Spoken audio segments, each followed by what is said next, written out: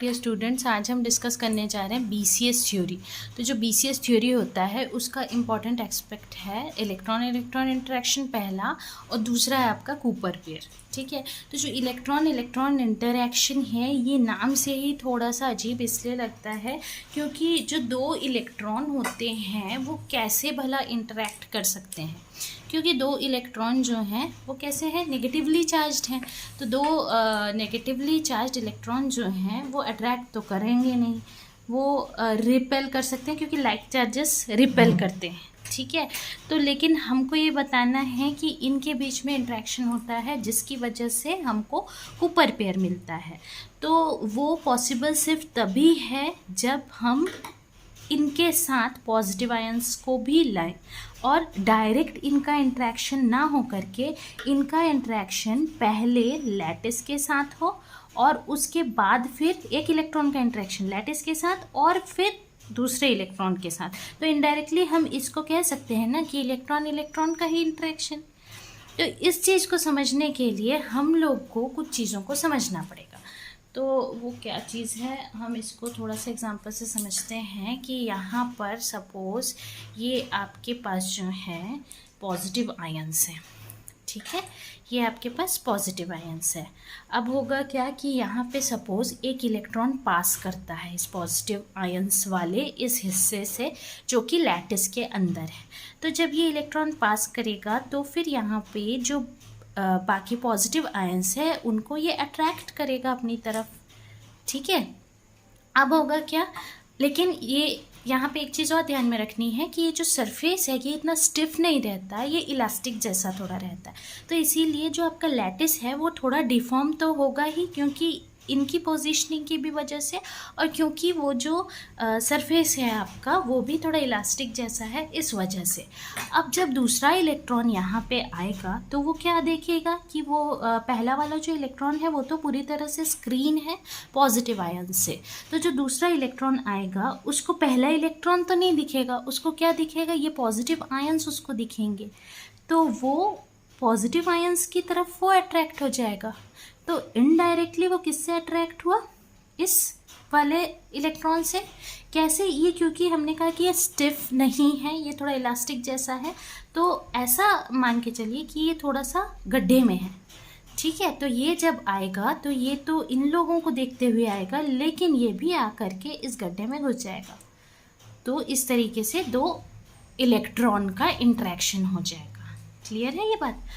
अब हम लोग को यहाँ पे क्या करना है कि ये जो इंट्रैक्शन है इसी की बात हम लोग कर रहे हैं, और इसको समझने के लिए ये जो एग्जांपल हमने अभी लिया इसी को हमने वर्ड्स में यहाँ पर लिखा है कि हमने इलेक्ट्रॉन जो कि पास हो रहा था पॉजिटिव आयंस के पैसेज से, ऐसा एक इलेक्ट्रॉन लिया और क्योंकि ये नेगेटिवली चार्ज है तो पॉजिटिव आयन से वो अट्रैक्ट हुआ और स्क्रीन हो गया।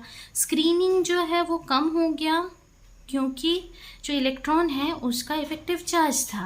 आयन कोर ने पॉजिटिव चार्ज, आयन कोर मतलब पॉजिटिव चार्ज ही है ना, तो वो नेट पॉजिटिव चार्ज इस पूरे असेंबली में क्रिएट करेगा। उसी टाइम पे अट्रैक्शन की वजह से, इलेक्ट्रॉन और आयन कोर के अट्रैक्शन की वजह से ही दरअसल जो लैटिस है वो आपका डिफॉर्म हो जाता है। ठीक है, ये डिफॉर्मेशन जो है वो काफ़ी बड़ी होती है smaller mass of positive iron core के लिए। अब आती है बात कि ये ही जो है इसी को हमने अभी शो किया था, पॉजिटिव आयन जो है वो अट्रैक्ट हो गए किसकी तरफ, इलेक्ट्रॉन की तरफ, और ये पॉजिटिव आयन जो है पॉजिटिव आयन कोर बना लिया इन लोगों ने मिल करके। अब कंसीडर कर रहे हैं, अब दूसरे इलेक्ट्रॉन की बात है, दूसरा इलेक्ट्रॉन कंसीडर कर रहे हैं जो कि इस असेंबली के पास से जा रहा था, आयन कोर और इलेक्ट्रॉन वाली असेंबली के पास से जा रहा था। ये इलेक्ट्रॉन जो है वो खुले वाले इलेक्ट्रॉन को नहीं देख पाया, लेकिन उसने क्या देखा, लैटिस का डिफॉर्मेशन देखा। तो वो किससे इंटरेक्ट किया, उसने बेयर इलेक्ट्रॉन के साथ इंटरेक्ट तो किया, उस गड्ढे में गया वाया लैटिस डिफॉर्मेशन। या दूसरे शब्दों में हम ये कह सकते हैं कि जो इंटरेक्शन है वो एक्सचेंज ऑफ वर्चुअल फोनॉन की वजह से हुआ। अब जब डिफॉर्मेशन हुआ तो वहाँ पे वाइब्रेशन हुआ लैटिस का, लैटिस वाइब्रेशन हुआ तो वहाँ पे फोनॉन, एक वर्चुअल फोनॉन हम मान के चल रहे हैं कि वहाँ पे जनरेट हुआ। फोनॉन जो है वो तो आपका क्वांटा ऑफ लैटिस वाइब्रेशन है, ठीक है। तो वो जनरेट हुआ दो इलेक्ट्रॉन्स के बीच में।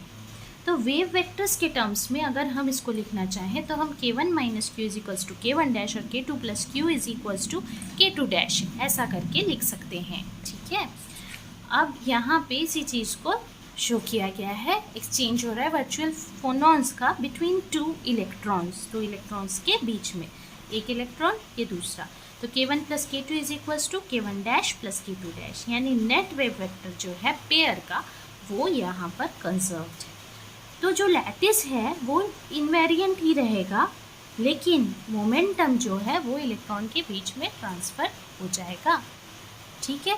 तो ये था आपका पहला पॉइंट बीसीएस थ्योरी का, जिसको हम लोग कहते हैं इलेक्ट्रॉन इलेक्ट्रॉन का इंटरेक्शन। अब दूसरे में आते हैं जिसको हम कूपर पेयर जो हमने कहा उसके बारे में थोड़ी सी और जानकारी हमको होनी चाहिए। तो उसके लिए हम लोग क्या कर रहे हैं, सबसे पहले फर्मी डिराक का डिस्ट्रीब्यूशन फंक्शन ले रहे हैं। ये फर्मी डिराक का आपका डिस्ट्रीब्यूशन है, और डिटेल्स में जानने के लिए जो फर्मी डिराक डिस्ट्रीब्यूशन है उसको आप देख सकते हैं। इक्वेशन नंबर 1 दिया हमने इसे। अब इसके बारे में कुछ जानकारी जो यहाँ पे अभी इम्पॉर्टेंट है, हम सिर्फ उसको डिस्कस कर रहे हैं। t इज इक्वल्स टू 0 के में सारे क्वांटम स्टेट्स, फर्मी लेवल होता है क्या है, जो अनफील्ड और फील्ड स्टेट्स को स्टेट्स के बाउंड्री के रूप में एक्ट करता है ना, या बाइफरकेट करता है। तो फर्मी लेवल EF जो है उसके नीचे के जो स्टेट्स हैं वो पूरी तरह फिल, और उसके ऊपर वाले स्टेट्स पूरी तरह से एम्प्टी, ठीक है, जैसा कि यहाँ पे आपके फिगर में ये दिखाया गया है, ठीक। मोमेंटम डिस्ट्रीब्यूशन फंक्शन जो है आपका इलेक्ट्रॉन का एब्सोल्यूट जीरो में के स्पेस में, वो एक स्फीयर को ऑक्यूपाई करता है जिसको हम फर्मी स्फीयर कहते हैं। कांस्टेंट एनर्जी सरफेस जो होता है फर्मी स्फीयर, के स्पेस की बात कर रहे हैं तो वहाँ पे फर्मी स्फीयर का होना अनिवार्य है। तो ये जो फर्मी स्फीयर है उसका radius KF is equals to 2MEF upon H cross square under root. Equation 2 यहाँ पे इसी चीज़ को हमने ड्रॉ किया हुआ है, Fermi Dirac distribution function and density of states for t is equals to 0 के। बहुत ज़्यादा बारी यूज़ होने वाला हमारा डायग्राम, ठीक है।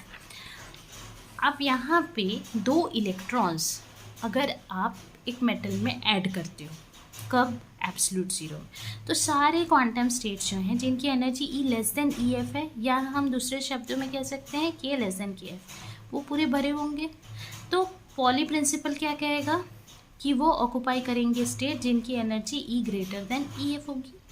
इस सिचुएशन में कूपर ने ये शो किया कि एक there exist an attraction between two electrons, जो हमने अभी कहा, they can form a bound state. अगर वो इलास्टिक जैसा होगा तो वो गड्ढे में चला जाएगा और वो दो बाउंड स्टेट, दो मिलकर के एक बाउंड स्टेट बना लेंगे, provided they are just above the Fermi surface, so that उनकी जो टोटल एनर्जी है वो लेस देन 2EF होनी चाहिए। ये इलेक्ट्रॉन्स जो हैं ये पेयर होंगी और एक सिंगल सिस्टम बनाएंगे, और उनका जो मोशन है वो भी कोरिलेटेड हो। ये इलेक्ट्रॉन्स आपकी कहलाएंगी कूपर पेयर, और इन इलेक्ट्रॉन्स को कूपर इलेक्ट्रॉन्स भी कहेंगे हम लोग, ठीक है। इनकी पेयरिंग को तोड़ा भी जा सकता है, लेकिन उसके लिए हमको एक एनर्जी देनी होगी जो कि उनके बाइंडिंग एनर्जी के बराबर होगी, ठीक है, बाहर से हमको देनी होगी। और बाइंडिंग जो है वो स्ट्रॉन्ग कब होगा, जब इलेक्ट्रॉन जो कि उस पेयर को बना रहे हैं उनका मोमेंटा और स्पिन दोनों अपोजिट होगा तब। तो इससे ये बात पता चलती है कि अगर अट्रैक्शन है दो इलेक्ट्रॉन्स जो कि फर्मी सरफेस के नेबर में हैं, तो सारे इलेक्ट्रॉन्स जो कि उस रीजन में हैं वो सुपर पेयर बनाएंगे। दरअसल ये जो इलेक्ट्रॉन्स हैं ये ही सुपर इलेक्ट्रॉन्स हैं और ये ही सुपर कंडक्टिविटी के लिए रिस्पॉन्सिबल है। तो आई थिंक आप लोगों को BCS theory of super conductivity बहुत अच्छे से क्लियर हो गया होगा। अगर आपको इसमें कोई भी डाउट है तो कमेंट सेक्शन में पूछ सकते हैं। आज के लिए इतना ही, थैंक यू।